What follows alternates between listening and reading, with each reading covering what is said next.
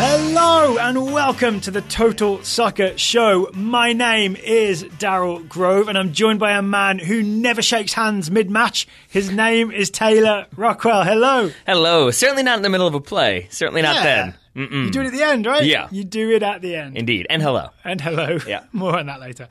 We are here to talk USA, France. A young US team played away to France at Lyon, got that 1-1 draw.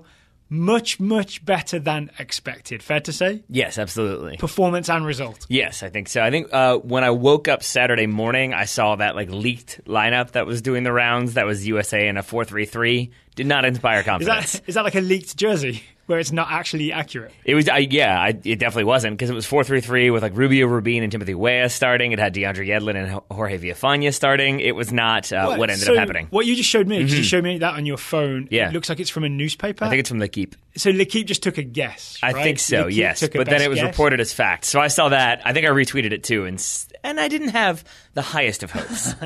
Actually, let's just talk about Tim Weah for a second. Sure. You would have thought when this roster was named, they'll definitely give Tim Weah a game in France because it's his home country. And I think L'Equipe did the same thing. I would say the United States is his home country. Thank you. Well, he lives there. Right? Yes. His address is in France. And I'm sure L'Equipe were like, well, this kid plays for PSG sometimes. Yeah. He's definitely starting. Probably. No Tim Weah. No Tim Weah. And my only guess is that he just doesn't fit the shape, right? He's played wide right in all the two previous games. He does not fit in with the wingbacks. No, and I think then if you're going to try to play him further forward, I think there are other options there that either need those same number of minutes, looking in Josh Sargent's direction, or maybe he just doesn't quite fit there as a number 10, at least not yet. Yeah, I think that's fair to say. All right, so how did the US get that 1-1 draw with what could be France's starting 11 at the World Cup? Well, they built a bunker.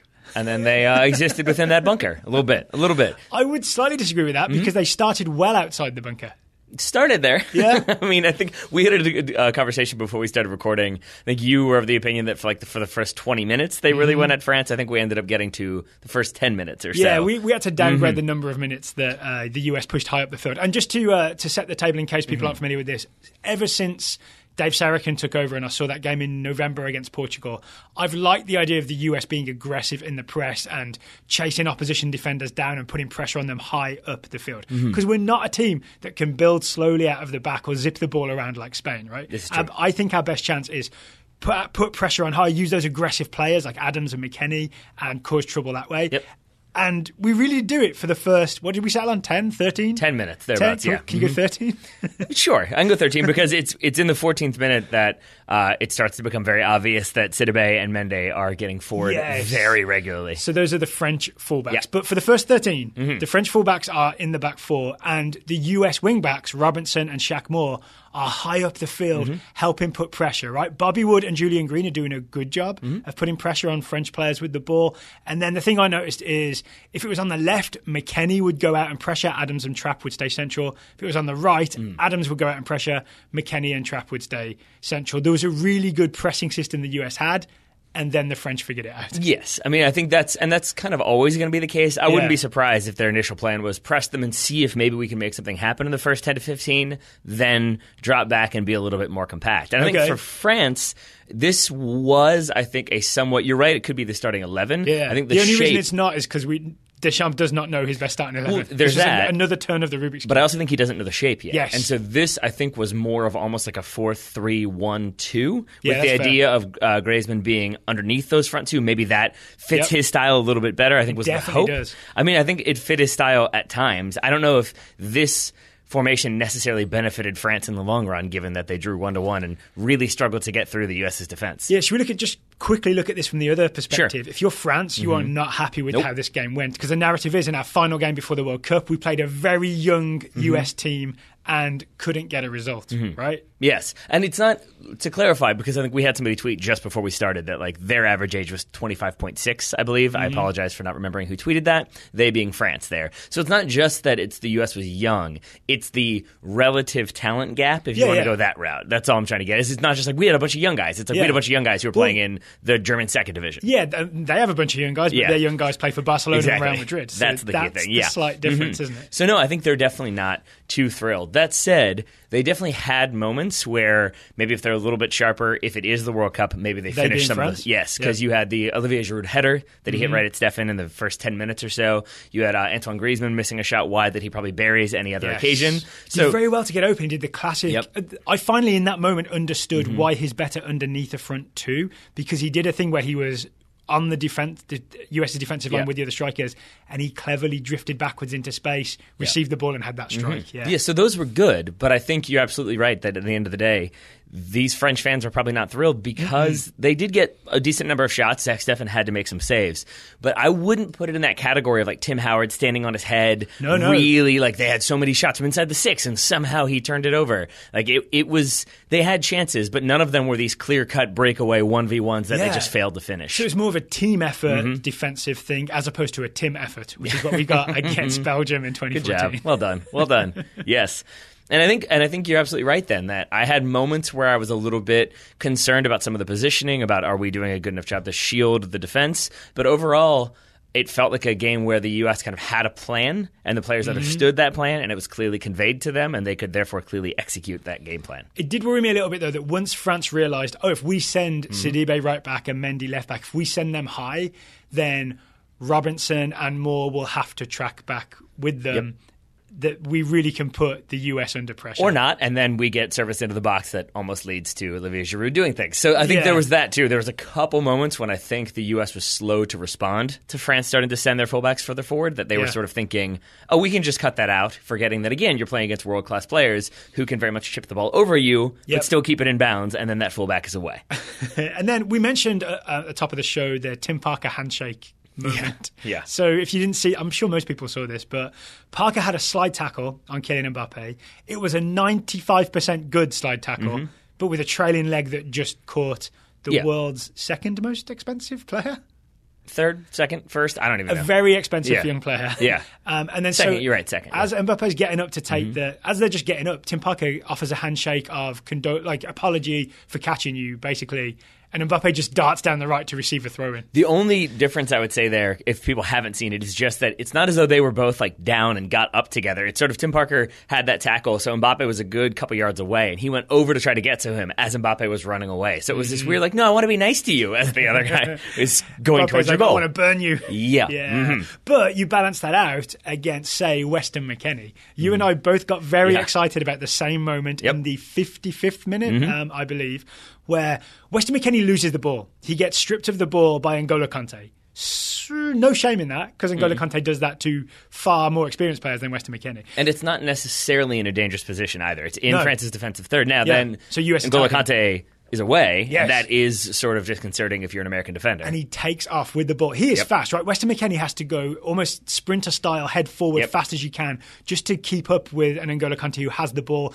And Kanté is leading a counter. It is a dangerous moment. McKennie does the very clever thing of fouling him in a way that looks just clumsy enough that it wasn't like a horror, deliberate tackle, right? He almost catches him up, gets a hand on him, and then sort of vaults or jumps in front of him to slow him down, fouls him, and then after the foul, protects the ball to prevent the quick free kick. Yes. Really savvy stuff for a teenager.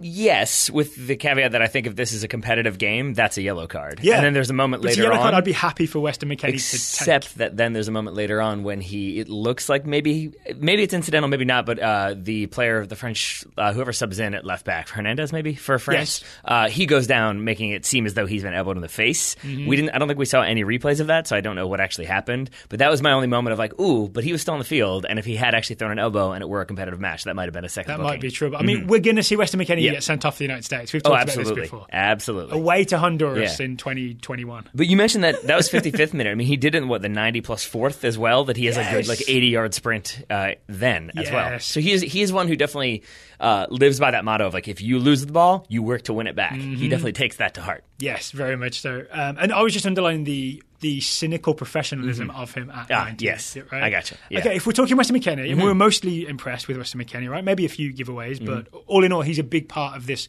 rearguard action of the US midfield going up against a midfield of Pogba, Kanté, etc. Matuidi, right, was the other midfielder. Tyler Adams was a lot more of a 50-50 performance, I think. I think he had more unforced errors than Weston McKennie certainly had, and then I felt like I saw Tyler Adams sort of get caught drifting or get caught Positionally? Yeah, he would get caught drifting, Not in a Pacific Rim kind of way. But then I would also see. Really? Pacific Rim is what you're going with drifting. I think you didn't even go like drifting, like race car drifting. You went Pacific Rim, the connection between the two pilots. Yeah, Adams and McKennie. You should feel bad about that. It's weird. I feel good. I feel the opposite. But I think sometimes I saw him drift away from where he needed to be. Yep. But then there was also moments where, one in particular, when Antoine Griezmann clearly tricks him into thinking, oh, he's going to square this ball to, I think it was Mendy, so I'm going to try to step in and intercept that, and he played the ball behind Adams into the path of Mbappe. And so there were just a few moments like that where that eagerness and that enthusiasm to go win that ball back from Adams can also be used against him by a very smart player. What Griezmann did to Adams is the Busquets trick. I'm sure people have seen this, the Busquets thing where Busquets opens his hips to tell you, I'm definitely passing it out wide. You guys should try and cover that thing out wide. And then midfielders spread wide, and then there's a gap through the middle to find someone. He did that to Tyler Adams. But you're right, it's his enthusiasm is almost his downfall in that moment. Because it's very useful. It's obviously something we want to see. Is him hounding the opposition and causing problems. I really love it. Yeah. But if there's a player who's smart enough to figure out that, he's going to try to take a gamble on that one so I can fool him and then open up 10 yards of space where that was not previously available, it can be problematic. And so I don't want to be too down on Tyler Adams because, he's part of a very good performance here. He did do a lot of closing down, a lot of winning the ball, lots of the good side of Tyler Adams that gets us very excited. But there was also a compilation video I saw put together, a stream of tweets by Brian Rice, who is at BRicey16, of Tyler Adams not progressing the ball up the field when he has the opportunity to do so.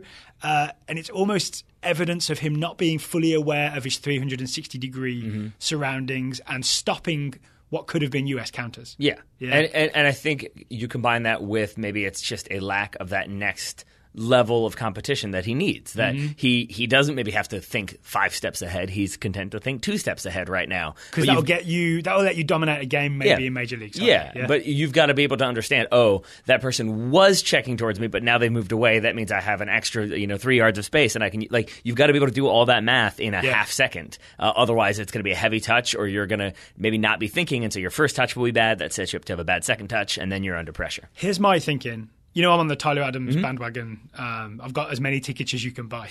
Right? I know. I know you love him. I like the idea of watching him so much that we're starting to find the flaws in his game, only because I have aggressive faith that he will be improving his game all the time and that these are things we will see improve. I think I was going back and forth on Twitter about this.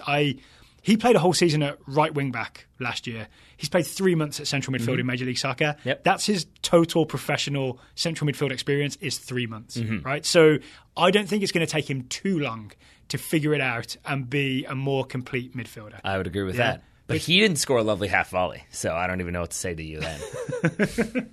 We're talking Julian Green. Yep. You want to talk about the goal? Sure. Okay. Bobby Wood involved in the build-up to this goal. He certainly is. He receives a pass from... That was me being like, he was? Yep, he receives a pass from the right. It's from Cameron Carter-Vickers, I think. Bobby Wood receives it, does a nice Bobby Wood half-turn, and basically yes, okay, I'm with you now. Half rides 2 tackles. Right? He almost loses possession twice, and I think it's a French midfielder.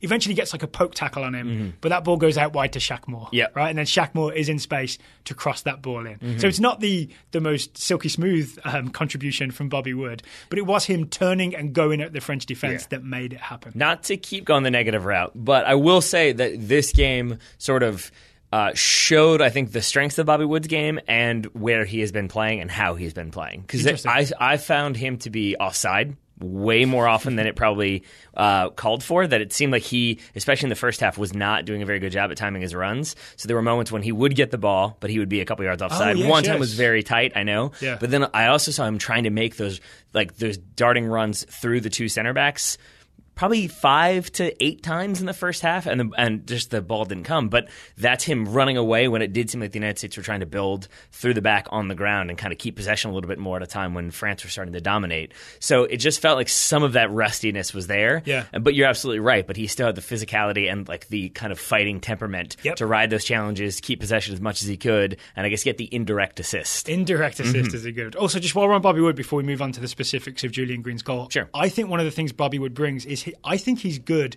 at applying pressure to defenders. I think his angles are quite good, and his basically willingness to run and close down is pretty good. Yeah, I think that's definitely true. I think he has a role to play in that. Oh yeah.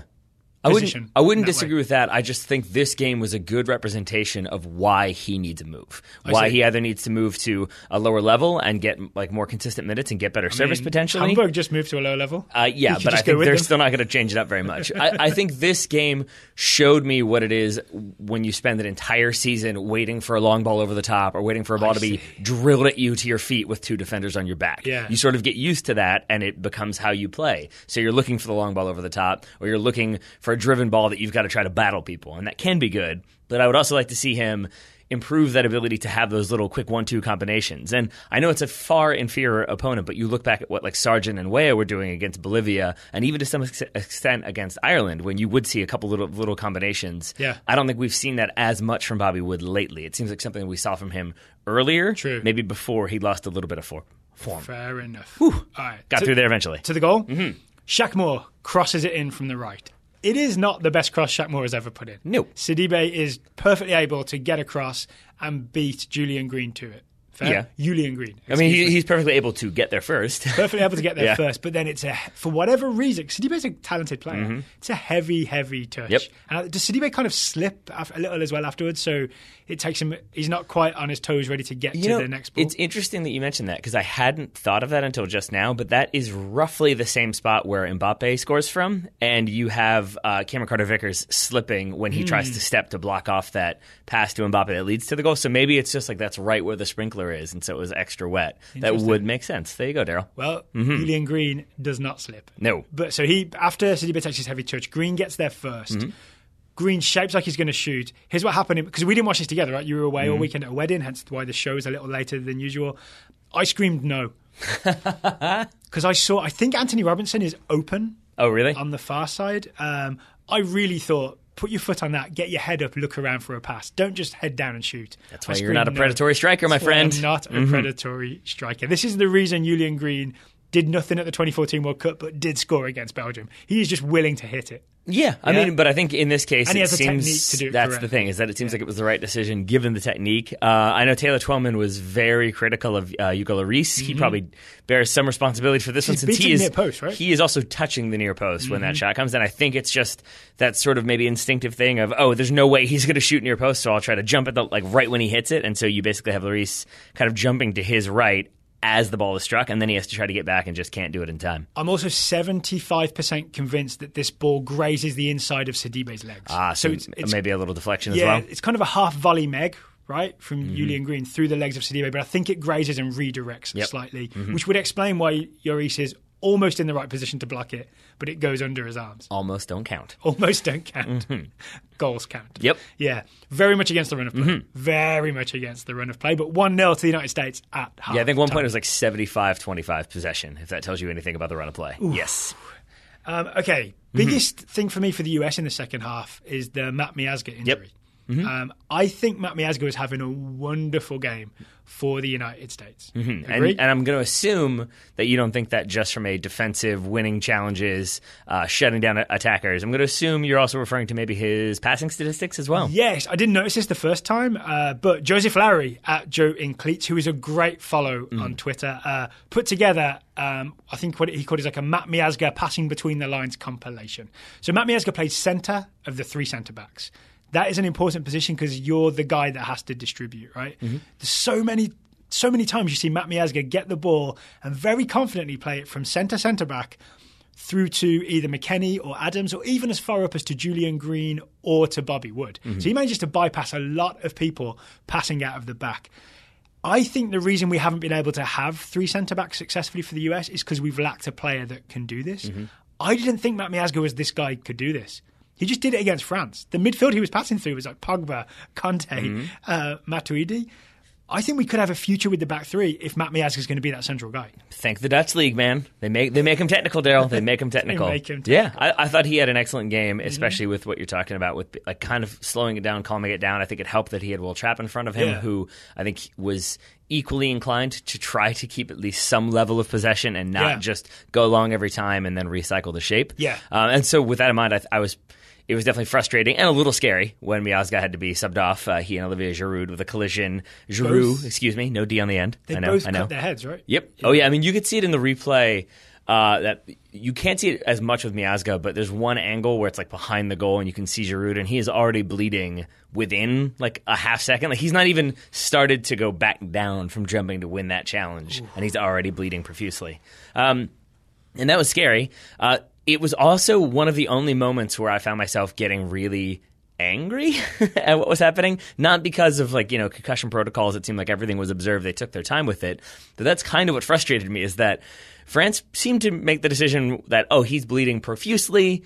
We got a World Cup coming up. Let's get him subbed out. The United States, however, played with 10 men for like a good 60 seconds to 90 seconds, which isn't that much, I understand, but when there's been a 5-minute delay and you have to know that your center back is not going to go in, that seems like it should have been something that was conveyed and prepared for. So, because if this were a competitive game, France really did. They had started to kind of turn it around. They had started to get a little bit of momentum, and they very much kept that momentum in that 60 to 80 seconds when the U.S. was down a player. And that just seems like the type of decision that somebody should be thinking of and executing earlier. Are you blaming Dave Sarakin? Yeah, I think so. Or at least somebody on the bench giving him a shove and saying, hey, we got to deal with that. Because it's not a hard decision, right? It's not. It's not like there's 50 people on the bench who can play centre-back. You're not thinking, well, Josh Sargent could do a job. It's obvious, unless there's someone I'm missing, it's obviously Eric Palmer-Brown, right? And it's probably why, that's who goes in, but it's also probably why, to some extent, coaches have to be sociopaths a little bit. Like, in that moment, if you're going to be, I know that sounds crazy, but put it this way, Jose Mourinho or Pep Guardiola, I don't think they're standing there staring at the player being like, I hope he's okay. That's my center back. I hope he's doing all right. They have very much been like, someone's dealing with that. I got to be practical and think about the player I need to bring in. Yeah. And that's that mentality that it just was, I was so confused. Why haven't we made a sub? Why haven't we made a sub? Why are they playing a man down? Why is our person just standing there? They did not think this through. Mm-hmm. They weren't really all on the same page. Yeah, I think part of being a head coach is compartmentalizing and thinking, once you know it's a head injury, you know he's got to come out. Yeah, right? Sociopath is too strong. Yeah, it just means being very practical in what you can accomplish in that moment. But you then compartmentalize, right? You're sort of, physio is doing that. I'm thinking about who replaces him. And I'm telling that player to get warmed up. I'm going to send Richie Williams to tell that player to get warmed up. Mm-hmm. Yes, exactly. And final point on that one would be... Unless it's Weston McKennie, then I'll send someone else. Yeah, that makes sense. But I would say, you might make the argument that, he didn't know he was going to need to come out. But I think my rebuttal to that would be that if your center back is bleeding profusely from the head after a head-to-head collision, that would be bad. If they had helmets on, it would still be bad. Yeah. In a friendly, that's not the time that you think all right, well, let's see if he can go a couple more minutes. Yeah. That's when you think... Have we checked the news to see what Miazga's status is? I have not, no. But I think... There probably won't be much about it because I don't know how well covered this was from an American perspective. Right. And then also, since there's no more competitive games for the United States, it's not will he be fit for the first game sort of situation. Makes sense. Like it will be with Giroud, who I think Deschamps came out today and said he should be ready. Okay. Well, let's hope Matt Miazga is okay. Not least because the other thing I want to shout out Matt Miazga for is he seemed very vocal and pointy. Yep. In a way that I really like. You mean just very sharp angles? Yes. In terms of organising everybody around him. He did a lot of talking. Brown patch with points. Yeah. Yes. So, I really think Matt Miazga is the future of leadership in central defence. Yeah, I think that checks out. And then Cameron Carter-Vickers is the enforcer? I think so. Yep. I think so. Ireland was a rough game for Cameron Carter-Vickers. He was part of the problem playing out of the back, right? Whenever it was on him to pass it out of the back, there was sort of loose long balls that we weren't quite sure where they were going. I thought he looked a lot more composed against France. And also he got to show off a lot of his... I'm going to call it British Bulldog defending, where he just charges at you and makes sure that he gets there first. Yep. And he'll muscle you out the way. He'll, tug on Olivier Giroud's shoulder to make sure that Giroud can't get a clean touch. You got to do what you got to do, Daryl. You got to do what you got to do. My only other thing I wanted to make sure I mentioned was Will Trapp. And he is somebody who I think I was pretty negative on him, strangely, coming out of the game. The more I think about it, the less negative I'm choosing to be, because I think he is still representative of a larger issue within U.S. soccer, which is whoever plays as that number 6 has 400 responsibilities. And that's always going to be the case with a defensive midfielder who's kind of organizing the defense but helping spring the attack. There's always going to be lots of responsibility. Yeah. But it still feels like we are overly reliant on that player putting out every fire that pops up. And because of that, it felt like sometimes he was trying to do 6 different things and thus couldn't really do anything. Yeah, there was a lot of he didn't know whether to go and join Adams and McKennie in pressuring the midfield or whether to track, say, Griezmann or Mbappe when they dropped off of the front line and came a little deeper. Yeah. And sometimes that gap was a little too large and Trapp was trying to cover all of it. Sometimes he was just trying to shade over and help when maybe he should have held the position. It's almost like a Michael Bradley problem. It was a very Michael Bradley performance in that way. And that's kind of why I tend to go with like the Sherlock Holmes thing about coincidence. Like it's like the universe is seldom that lazy. And if 2 different players play that position in a very similar way and have very similar sort of shortcomings doing it, I don't think that that's just like, oh, they just happen to find 2 guys who are very, very similar. Maybe that's part of it, but I also think you're then asking them to step to the counter-attacking midfielder, but also make sure you don't get beat, but also to make sure that you hold the line. Like, you're asking them to do so many different things that you can get caught in that. I can do 2 of those 3 things right, but then I might be exploited for that 3rd thing. Can I say one final thing on the midfielders? Sure. I think we've pointed out deficiencies with Adams, Trapp, and McKennie. Ultimately, they came through a game where they went up against Paul Pogba, Blaise Matuidi, and N'Golo Kante, and didn't break, right? They weren't completely run over and destroyed, but you just saw some deficiencies highlighted. Yeah. This, to me, is the perfect way for young players to be tested, where you see their flaws, but you don't see them get knocked to the floor.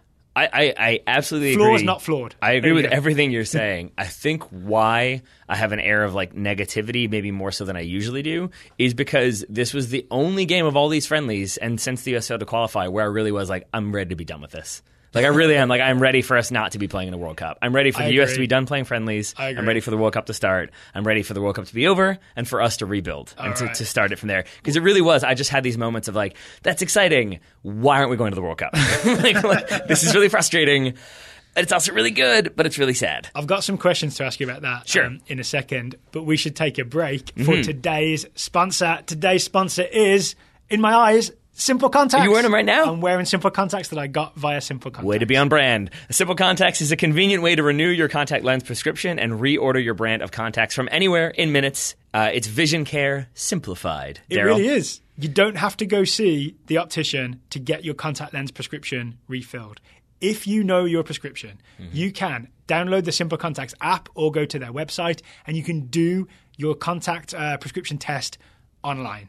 They show you. It's even got the classic. I'm using the right word, right? Optician. The classic. I never know, like optician, ophthalmologist, optometrist. There's so many things. I'm going to say optician and hope I'm right. The eye one. They got the eye wall. Yeah. The wall of letters that you see at the opticians, where you have to, cover one eye, read it out, and essentially your app or your computer will record you doing it, and they'll find out whether you pass or fail with it. It's not pass or fail. If you fail, they give you a better prescription, basically. Yeah. And you'll find out if your current prescription is accurate. The math holds up. Or if you need a new one. The app also, there's a very interesting moment where you have to sort of put your eye right up next to the camera and look up, down, left, right to check for redness. Oh boy. I didn't do this correctly. I got a note from a doctor saying, hey, could you please do that one again? You did it wrong. We want to check. Which, I think I mentioned this before, was kind of annoying because I didn't want to have to do it again, but also reassuring because it means there's not just someone being like, yep, fine. There's actually a qualified doctor at the other end making sure that you are doing it correctly and you're getting the correct contact lenses. That is very good. This is the part where I feel the need to say that this is not a replacement for your periodic full eye health exam, so don't treat it that way, but it is good to know that there is somebody saying, oh no, that one wasn't okay, as opposed to, yeah, sure, why not? Just give them to them. Yeah. So, our listeners can get, I believe, $30 off their contact lens refills. So save $30 on your lenses. Just go to simplecontacts.com/TSS or enter the code TSS at checkout. That's T, S, and S, Daryl, just so you know. Again, that's simplecontacts.com/TSS or the promo code TSS at checkout. And this, as I understand it, this is the final ad in our Simple Contacts advertising run. This is a company I've used, and it all works perfectly smoothly. So if you're going to take advantage of the $30 offer, do it today because this offer may expire soon. Indeed. So thank you to Simple Contacts for sponsoring today's program. Now, you have questions? I have questions. First, we haven't talked about France's equalising goal. Yep. Do you want to talk about the goal before I ask you some questions? Sure. Okay, let's talk about that goal. Okay. So Kylian Mbappe gets the goal. He does. It's because France are able to get some space down that right wing. I can't remember who crosses it in. Fekir plays it out wide. Pavard. To Pavard, who has come out at right back, I assume, for Sidibe. And then Sidibe is able to find Kylian Mbappe. Pavard. But yes, Pavard, yeah. Excuse me. I was very concerned that after holding strong for so long and a bit of scrambling, but they always got there, the US eventually left a man wide open. Because it looked to me like if things had been better organised, then maybe Tim Parker could have been doing what Anthony Robinson was doing, which was stepping to Fekir, who'd also come on. And Anthony Robinson could have been pushed out to go and close down Pavard and not let that ball come in so freely. Yeah. So I think there's some defensive disorganisation going on there. I think so too. I think there's defensive disorganisation, but it's probably compounded by just fatigue. That this is the third friendly they've played. They've done a lot of traveling, and it did feel a little bit like, especially in those final 10 to 15 minutes, like you had Sargent come on to the 75th, but I think a few more of those changes didn't happen until the 80th or after that. So I think getting a little disjointed. Yeah, I think so. That's when you start to see maybe just you don't have that quite as much sharpness, both physically and mentally, because you've been running and being defensively sound for 75, 80 minutes. You might end up conceding as a result. So one thing I would say is it's disappointing that the young US team wasn't so physically and mentally strong to hold out for a 1-0 win. But this goal coming in, the 78th or so, close to 80th, does give the US an opportunity to prove they don't collapse. Because what I think I've seen happen to other teams is when they do finally concede that equaliser after holding out for so long, there are versions of this game where France win 3-1, 4-1, right? Because the goals just absolutely start flowing in. I'm weirdly impressed that after conceding the first goal, that was it, right? Shut it down. I mean, yes. Again, with the note that this was... With help from Zack Steffen. And with the fact that it was the 78th minute is when they equalized. So it's not as though they equalized right at the start of the second half, and then I was like, oh boy, we got to hang on. Yeah. And then, yes, it also, I think there's some professional play from the U.S. to maybe break up some plays to slow things down. Weston McKennie does end up getting a yellow card for a foul. I think that's what leads to the shot that Steffen saves on the free kick. Is it weird that I'm proud of him? I mean, again, only in the sense that he could have gotten a yellow earlier. He probably should have for that professional foul, and then either he subbed off and you've got somebody else playing that role who maybe can't do it as well as he can, or he gets a second yellow and a red. That's the only thing to keep an eye on, I think, because we joke about it, but there is going to come a time when he gets a card when he should not have gotten a card, and we're going to be less than happy about it. Can we talk Zack Steffen? Sure. I mean, I think he was man of the match. I think he was actually awarded man of the match. He should have been. And it wasn't like he was... We said this at the top of the show, right? It's not like he was making 100 saves throughout the game, but everything he did in this way that just made me feel very comfortable with him being the starting US goalkeeper going forward. Yeah. You'll get no arguments from me because, I mean, his positioning was sound. He made good saves that he then held and slowed it down and didn't just try to rush it and didn't just try to parry stuff because he was nervous. But then he did make those. I mean, the big one, I guess, would be on Dembele at the very end where he makes the big save, hops back up and gets that little deflection save. That's good technical combined with the physicality you need as a goalkeeper. Saved a free kick. Saved a free kick. And I think just overall did a good job commanding his box. Didn't let anybody get stretched or didn't let anything get too out of hand. So I think, I'm 100% with you that I forget who it was who was talking about this afterwards. I think maybe Sarkin himself said, I don't do rankings, but he certainly did a lot to improve his stock or something like that. Yes, that makes sense to me. I think I said this to you earlier today that what I really liked is when he, even if he had to really hustle to get there and pick a ball out of the air, the look on his face afterwards was never, ooh, that was close. It was always, yeah, I got this. You know what I mean? I really think that's important to have a confident, calming influence. Yeah. Yeah? You will get no arguments. Lovely. All right, here's the thing I wanted to ask you. After seeing all these kids play for these last 3 games, and especially being tested against France, how many of these guys could have played in the Hex, in the World Cup qualifying cycle? See, this is the thing I have to keep reminding myself, though, that the Hex, World Cup qualifying started in 2016. And a fair few of these guys have only just recently broken through. Okay. So that's the one thing I'll say, because I don't want to then jump down like all of them should have been playing. Yeah. I think probably Weston McKennie certainly should have been involved before he was. I think Tyler Adams... And I'm really thinking sort of mid to late 2017, right? Yeah. I think Tyler Adams is certainly one who goes in there.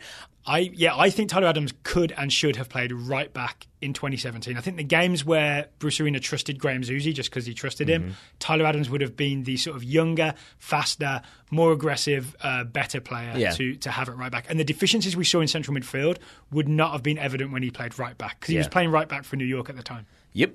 So, I mean, I'll agree with you on that one. That said, like, Anthony Robinson, I mean, was just starting to start for Bolton, like right around the time of those September and November qualifiers. Yeah. So it would have been too soon for Anthony Robinson. Yeah, probably. Yeah.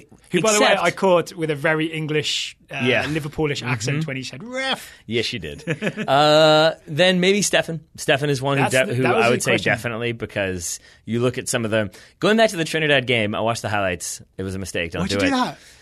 Oh, because I'm a glutton for punishment. And I mean, Howard should have done better with both of those. And you wonder if a younger keeper... I mean, think about the one we didn't even mention with Steffen at the very end is there's the cross that comes in that takes a deflection, and he gets his positioning just right, tips it over the bar. That was a very good save. It was nearly a Tyler Adams own goal off of his face, right? Yeah, and you compare that to the goal that Trinidad scored, the first goal that Trinidad scored, the deflection off Omar Gonzalez. It'd be harsh to put that on Tim Howard, but between those two goals, he probably should have saved at least one. The Jones Trinidad goal was definitely on Tim Howard. Yes. Yeah. So that's probably another one. Matt Miazga is the question mark for me, because... You've gone the exact same way that I have. It was really late season that he really rounded into form, started scoring for Vitesse, really became the anchor of that defense. I don't know if he would have been that same player at the beginning of the season, but he's probably one that they should have at least kept more of an eye on. But I think if... He played for Bruce Arena at the Gold Cup. He scored at the Gold Cup. I think he did enough at that Gold Cup maybe to get himself a starting spot, and he was never... I don't think he never started another game. I don't know if he was ever called back into a squad. Yeah. And so I think if there's anything that the Dave Sarakin era has maybe taught us or something that we should take away, I don't necessarily know if this is all Dave Sarakin. I think he's probably had a number of different people saying, we need to call that guy, we should look at him, make sure we include him in the squad. But it's that I'm not sure if there is such a thing as like calling somebody in too early, or like I'm not saying you have to call them in and then immediately start them for 2 World Cup qualifiers. But this team, I mean, how many of these guys over the course of the last 5 or 6 games have we thought, I don't know, that might be a bit premature, and then they come in and they look okay, or they look like they belong there. And there is something to be said for maybe you should gamble a little bit more in those qualifiers. Miazga especially had already played for the US in those pre-Hex games, in that earlier round of qualifying. I think Klinsmann called him up to cap tie him because there's a chance he could go to Poland, right? So he'd already played at some point, and then it just all stalled because other people were preferred. Yeah. So, but I think McKennie, I think Tyler Adams, I think Zack Steffen, and maybe Matt Miazga, especially when you look at who we ended up playing at center back in that Trinidad game, maybe that's one who should have been in there. I think that's fair. Okay. I thought I was expecting some big argument here, but I guess we're just on the same page. I mean, I'm not sure there's anybody else. You could make arguments for a lot of people, but I think I could make the counterpoint that it was probably too soon for them at that point. Yeah, that makes sense to me. And then I'm really trying not to go into and what would he be doing now, because that just bums me out all the more. Fair enough. All right, so that might be Dave Sarakin's last game as US Men's National Team head coach. Yep. Next game is scheduled for September 11th in Nashville, Tennessee against Mexico. If the US has a new coach, that will be the new coach's first game. What the US does have right now is a new general manager, Earnie Stewart. It was long rumoured, right? It was definitely reported that it was coming. It is now official. Earnie Stewart is the general manager of the US Men's National Team. We haven't had a chance to talk about it because we've been deep in our World Cup preview. So let's get into it. What do you make of the appointment? I mean, as you said, it was the one that we probably thought was going to happen, at least more recently. I have mixed emotions, I think, mostly just because I prefer to think of him as the man who had lots of success in the Netherlands, specifically with AZ.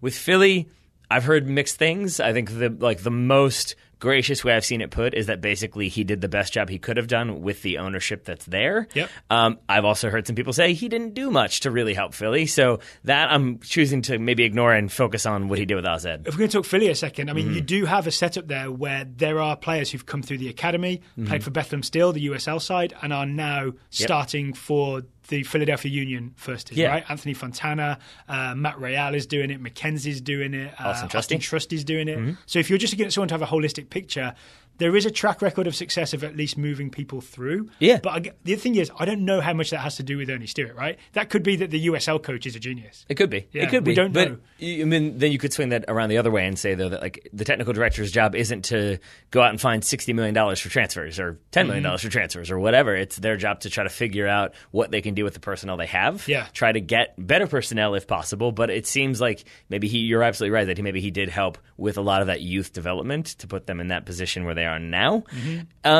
I still think like maybe Garth Lagerwey is one that I wish they looked at a little bit more aggressively. Maybe they did. I mean, there's rumors of him being available in a sort of I guess out wonder. situation Actually, you're right.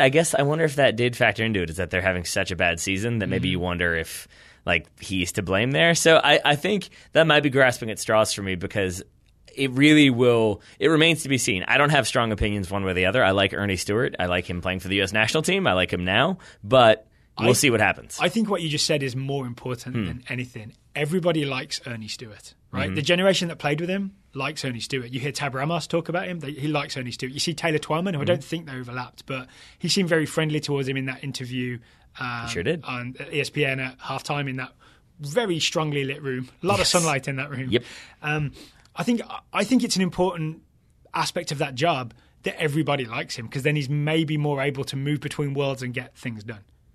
Yes, that's the hopeful way to put it. The cynical way to put that would be that they banked on the guy that everybody likes because everybody likes him. Yep. And so maybe there then are two ways of decisions could be made that with another person in charge maybe would be met with more resistance. How about looking at it this way then? Instead of judging Earnie Stewart before he's done anything, let's think about the position itself. Sure. Because one of the interesting things is when the position was first rumoured, we sort of thought that it would be this is the guy with authority. This guy hires and fires the US Men's National Team head coach. This guy picks the Olympic coach. This guy oversees it from top to bottom. As it's been announced, it's a little more, a little less powerful than that, right? Yeah. It's essentially, I would say in a lot of ways, it's some of the power that Sunil Gulati previously had when he was U.S. Soccer president, watered down a little bit. So, for example, in terms of U.S. Men's National Team decisions. Yes. Yeah. So, like when it came to hiring the U.S. National Team coach, that was Sunil Gulati's decision. But I think really it was that he made a recommendation that the board was then always going to agree with. But it was still not necessarily his choice, is the way I understand it. And it sounds like maybe this is still the case with Earnie Stewart, that he has the final say in terms of who he's going to recommend to the board. Yes. But then it is still the board who will say yes or no. It seems likely that they would say no because they hired Earnie Stewart because I'm assuming he has a specific vision for how he wants the program to develop. So the best version of this, I think, is almost like British Parliament's relationship with the Queen, where British Parliament writes the laws. Earnie Stewart is British Parliament. And then the Queen has to, assent to the bill for it to become law. Yep. US soccer directors have to assent to it for it to become law. But if the Queen was ever like, nah, I don't like this, we're not doing this, there would be, there'd be anarchy in the UK, right? So hopefully it's that Earnie Stewart has actual authority to get things done, and the board is almost a sort of a check and balance, just in case Earnie Stewart goes wild and appoints a 5-year-old boy as US Men's National Team head coach. I think they would just vote that down. The board is there to say no, we can't do that. Yeah, exactly. So I think it's just a check and balance. Fair? Yeah, I think so. I still am interested to see what he does first and who he's talking to, because he said he's got the authority to make that recommendation, but we're not entirely sure who he might be recommending. Interesting. So that will be interesting to keep an eye on. There was a scary Louis van Gaal rumor floating around Twitter. Let's hope that doesn't come to pass. I would be very surprised if they went that route. I think I'd be very surprised if they weren't already looking at like 3 names specifically, is my guess. Juan Carlos Osorio? Yep. Greg Berhalter? Yep. Greg Vanny? Jesse Marsh? It's one of those 2. Yeah, I'd say. Those 2 make up the final 3rd spot. Okay. That would be my guess as to who your short list is. Maybe those 4. So it could be that we're just waiting on Osorio to finish the World Cup, right? Before there's a conversation with him. I think that's the only way. Like, I know they don't want to rush decisions. I know that they've said that and made that very clear. But if you're not looking at talent outside of what we have in Major League Soccer, then why would you wait for the World Cup to be over? You would just appoint a manager, because either way you're going to be breaking up their season in Major League Soccer. Yep. And we've seen that's already happened with Patrick Vieira. So like you could still deal with it if you're the club, or the team rather, the franchise. And so what maybe that speaks to is that they're waiting to see what Mexico do at the World Cup, and if they impress, if they look like they're a good squad, then maybe it's more defensible to go approach Juan Carlos Osorio, versus if they bomb out and you've already entered in negotiations, now you might be in a problem. I almost agree with you. I think it's more likely that they like Osorio, but he's basically said, or the Mexican Federation has said, hey, this is not up for discussion while he is Mexico head coach at the World Cup. Can you imagine the scandal if the head coach of the Mexican national team was talking to the US Soccer Federation? Except that Cesar, who was on the show last week, said, like, no, people would be like, great. Like, there wouldn't be that was the implication I got from that, was that it would be more like, yeah, fine, that's awesome, get rid of him. But after the World Cup, not during. So I'm saying this as a guy who's an England fan. Yeah. And leading into the 2006 World Cup, that story dropped that Sven was talking to what turned out to be the fake Sheikh scandal. Do you remember this? Of course. About taking over at Aston Villa after a Sheikh took over at Sven. Aston Villa. But there was outrage because it's saying you're not fully focused on the job you're doing. You're talking about taking over Aston Villa and whether you would sign David Beckham or not and all this sort of stuff. So I think that might be the reason that they're waiting till after the World Cup if it's Juan Carlos Osorio. Yep. Yeah. We shall see. We shall see. But I think that's, I mean, obviously that's going to be what he focuses on, but I'm guessing they're also expecting a favorable response to the 2026 World Cup bid. Yes, June 13th. I'm thinking that will then be something that they focus on for the next month or two to get them through to the point where they can then hire a new manager. Maybe they can have a united new bid. Coach, excuse me. They can have a united bid where Osorio is coach of Mexico, US, and Canada all at the same time. No. Final question for you. Yeah. In the Taylor Twellman interview at halftime on ESPN with Earnie Stewart, there was a brief discussion of what the US style will be, because was there? No, there was not. Yeah. As general manager, you're responsible for if your role exists beyond 1, 2, 3, 4 coaches. The idea is that there's a consistent style.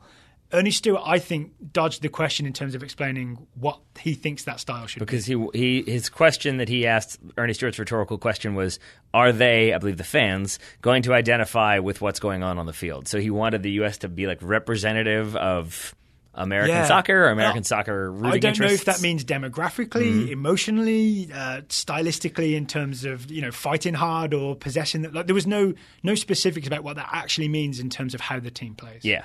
And I think there were no specifics so that you could interpret it however you want. Yes, that's my guess. It's like a very good politician where you can just project all your hopes onto that politician. Yep.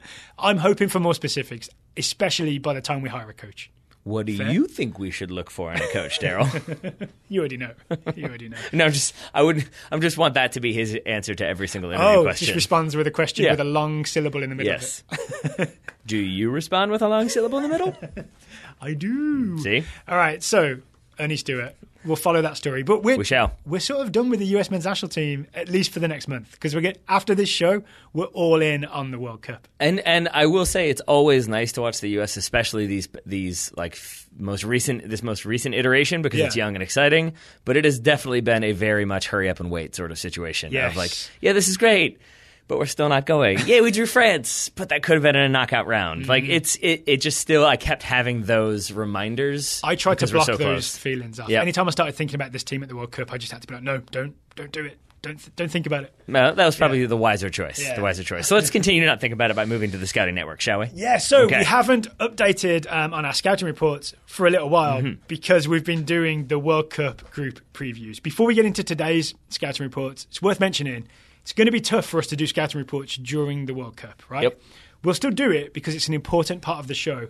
But I would ask all our very talented and committed scouts out there, maybe only send us stuff that's super, really high-end important. Yeah. Like if Carlton and Busio and those guys are scoring in the USL or MLS, we definitely want to hear about it, right? Maybe if there's some genuine transfer news about your player, we want to hear about that because it's the summer, right? But let's not...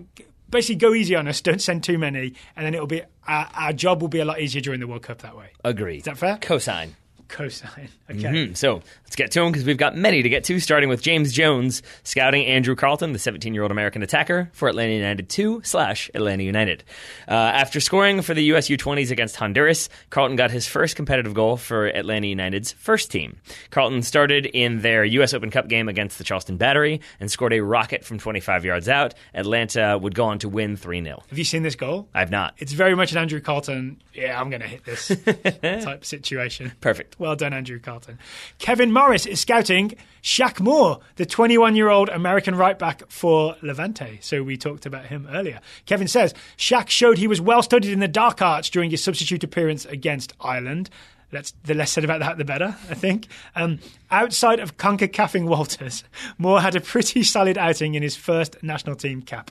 Taylor Twellman compared him to a young DeAndre Yedlin in that he's physically gifted but lacking technical ability. Kevin doesn't necessarily agree with that characterization, as he thinks he's both calmer on the ball and more technical than Yedlin. I'd go there as well. Sarakin might agree, as he started Shaq in the USA's 1-1 draw with France, which we just discussed. We sure did. More Americans to get to. Russell Finley scouting Eric Palmer-Brown, the 20-year-old American center back from Manchester City. EPB went 90 for the U.S. in their 3-0 win against Bolivia, then came on for an injured Matt Miazga in their 1-1 draw with France. He gave up one potentially dangerous foul at the top of the box, which resulted in Steffen making a nice save on a Pogba free kick. Other than that, it was a solid outing for EPB. Also, shout out to Jonas Lehmann-Karp, who sent us a scouting report on Matt Miazga. I meant to mention this earlier when we were talking about Miazga's great performance against France. Miazga also got the assist in the game against Ireland. Oh, right. The Bobby Wood goal I was very confused. Was a Matt Miazga header across for Bobby Wood. So if you're looking at Miazga's body of work over these two games, not too shabby. Thank you, Jonas Lehmann-Karp. And as we said, not too shabby from Julian Green, scouted by Andy Hullums. Julian, the 23-year-old American attacker for VfB Stuttgart. Green scored the only goal for the young USMNT in France's last friendly before the World Cup. That was confusing. After Sidibe failed to adequately clear a cross from Shaq Moore, Green pounced and hit a one-time strike between the defender's legs that just beat Hugo Lloris to the near post. Green's future is still up in the air, and another loan to a 2 Bundesliga team seems likely. Can we talk about Julian Green for a second? Sure. It was odd to me that he was included in this roster, and odd to me how much time he got. And I'm confused about what sort of a role he has with the US going forward. If he's playing in the 2 Bundesliga, especially. I mean, you've got people playing in like lower division Eredivisie teams. You've got players who maybe aren't even starting for La Liga teams. I mean, so you've got lots of variety. It will be interesting to see how much he starts, because I think even with Grutha Firth, or however you pronounce that one, I apologize. I'm going to guess that. It's pretty good. All right, cool. Even then, as I recall, he wasn't necessarily starting every single game. So maybe that's what we should be looking for, is him to move to a club where he is starting regularly, even if it's in a lower division. That can only help him develop more, because again, he is only 23 years old. Yeah, I'm just confused because, for example, this game against France, he didn't do a lot of stuff, and yet he scored that goal. So I feel odd about him as a player. All right. That checks out. That checks out, all right. Alex Warren is scouting Eddie Nketiah, the 19-year-old forward for Arsenal and for England under-21s. Alex says, in late May, Eddie Nketiah made his debut for England under-21s in a 0-0 draw with Mexico under-21s in the Toulon tournament, which I believe England won. He started well, forcing a save early in the match, but didn't get on the score sheet. This puts a nice bow on Nketiah's season of debuts. He made 10 appearances for the Gunners, all off the bench, scoring 2 goals, and he got 12 goals and 2 assists as the Arsenal under-23s won the PL2, Premier League 2. That was good enough to be on the short list for PL2 Player of the Season, but it was won by teammate Reece Nelson. Well done, Reece. Get it together, Eddie. Michael Byte scouting Tierna Davidson, the 19-year-old American center back for the Stanford Cardinal. Tierna Davidson was called up to the Mational Team games against China on June 7th and June 12th. She was the youngest player on the roster. Yeah, Tierna Davidson, starting centre back. I'm going to say it's Michael Byte. That works. Yeah. Either one. Russell, I'm sure Michael disagrees. Russell Varner. It's Mikhail, by the way. Russell Varner is scouting Alex Mendez, the 17-year-old midfielder for the LA Galaxy Academy. Tab Ramos included Mendez alongside Matt Real, Chris Goslin, Andrew Carleton and Jonathan Amon in a list of core players for the U20 World Cup qualifying team. Mendez has been getting minutes in Los Dos' last 2 games and has been used as a hybrid 6/8. That basically means he's meant to be a number 10, but Los Dos are struggling, so he ends up being very defensively oriented. My note on this, Tab Ramos didn't actually name a squad, I don't think. This was an interview with Brian Sciaretta for AmericanSoccerNow.com, where he went through the list of who he thinks will be the core guys for U20 World Cup. Well, one person who is theoretically available for that U20 team, I don't really know how the age groups work, strangely, is Austin Trusty, scouted by Jake Lamar, the 19-year-old center back for the Philadelphia Union. That's Austin Trusty, not Jake Lamar. Austin played a crucial role in a 0-0 win at the New York Red Bulls and a 3-1 win over the Chicago Fire. No win. I've only just got that. Yeah. He led the defense in keeping a clean sheet against one of the best offenses in the Red Bulls. He and Mark McKenzie were able to weather the high press by basically never playing forward. The two would only play laterally or negatively to Andre Blake, refusing to turn the ball over in their own third. That game sounds thrilling. It really does. Trusty is growing as a leader, showing more conviction in decisions, and when barking orders, #Trusty the process. Yeah, I love more pointing and shouting. Tim Foss is scouting Marlon Vargas, the 17-year-old attacking midfielder for Seattle Sounders 2 and the US Youth Mational Teams. Tim says Vargas Vargas made a solid full professional debut with Sounders 2 in a disappointing loss to Timbers 2, but then played in 2 wins for the Sounders U17s. He got the winner against FC Golden State and an assist in a win against local rivals Crossfire Premier. The assist came on an early counter-attack where Vargas Cruyff turned a defender before setting up fellow S2 player Alfonso Ocampo Chavez. This brings Vargas to at least 20 goals and 27 assists in 33 games across all competitions for the U17s. I think he needs to go up a level and play more with Sounders too. I think he would probably agree. Those are unfair numbers for the U17s, right? Yeah, indeed. Jonathan Penny scouting Keita Balde Diao, the 23-year-old Senegalese winger for Monaco. Keita Balde finished his first season at Monaco with 8 goals and 5 assists over 23 appearances. He plays on the left for Monaco, but will likely be an important starter at right wing for Senegal at the World Cup. That's where he played during the 2017 African Cup of Nations, as well as in their recent 0-0 draw with Luxembourg. See France, it could always be worse. I guess we've got some early research done for a Senegal World Cup preview. That we do. Kaz Tidrick is scouting Shaft Brewer Jr., the 18-year-old American left winger for LAFC. Kaz says that Shaft Brewer made his MLS debut coming on in the 77th minute of LAFC's loss to FC Dallas on June 2nd. LAFC is pretty depleted due to the World Cup and suspensions, and with the US Open Cup still on the schedule, Shaft should get more minutes soon. Alan Bedford scouting Jonathan Lewis, the 20-year-old attacker for NYCFC.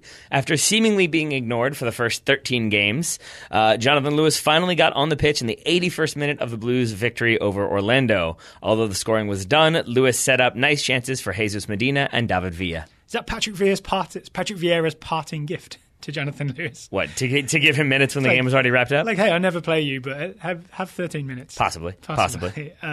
Pedro Ferreira is scouting Vinicius Jr., the 17-year-old Brazilian left winger for Flamengo and, I believe, Real Madrid. Yes. Yeah. Pedro says Vinicius Jr. assisted on Flamengo's goal in their win over Atletico Mineiro. He started on the left side of the 4-3-3, came central frequently to create overloads and annoy the centre-backs. They tell them bad jokes. He started again in a 2-0 win over Bahia, but Pedro says Vinicius Jr. needs to work on his decision-making as well as the quality of his passes and overall shooting. So pretty much his whole game. So they'll teach him some stuff at Real Madrid. I think so, except he might be one of those who's loaned immediately back to Flamenco. That's already happened, right? I think they bought him and loaned him back. There we go. So, yeah. Maybe gets loaned back again. Who knows? Michael Wills scouting Julian Brandt, the 22-year-old attacker for Leverkusen and Germany. Julian is going to Russia, in all caps with an exclamation point. After a solid season with Leverkusen, Lowe has included Julian in the final 23-man roster for Germany. Brandt got the nod over Leroy Sana. Hopefully he actually sees some playing time, but regardless, this is huge for Julian Brandt, who, despite signing a new contract recently, is still showing up daily in Michael's Google alerts as a transfer target for several top teams. Thanks, English tabloids. Steve Renard is scouting Yuri Tillemans, the 20-year-old midfielder for Monaco and Belgium. Steve says Yuri Tillemans has been selected for the Belgium World Cup squad. So Steve spotted this on social media because Tillemans posted a promotional image of himself with the Belgian national team graphics and the hashtag Red Together. He hasn't actually played in any of the pre-World Cup friendlies yet, but he has been active on social media again, posting pictures of himself posing with young kids getting excited for Belgium at the World Cup. All right, Yuri Tielemans making it with Belgium. Sam Creef scouting Ezekiel Barco, 19-year-old Argentine striker, or attacker, for Atlanta United. He's making it there too.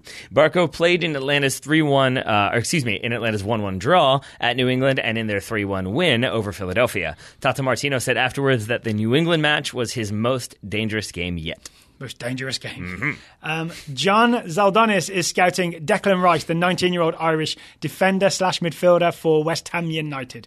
John says Declan went the full 90 in his second and third international caps against France and the United States. I didn't realise we were in like a weird 3-team round robin with France and Ireland. Weird.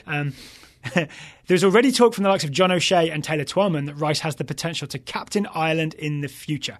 There's still chatter of a switch to England, but Martin O'Neill will have the opportunity to put those concerns to rest for good by cap-tying Declan in Ireland's next match, a September 6th Nations League date with Wales. See, everybody's excited about the UEFA Nations League. I was very confused by that when I first read it. I was like, what's that? Rugby? What, huh?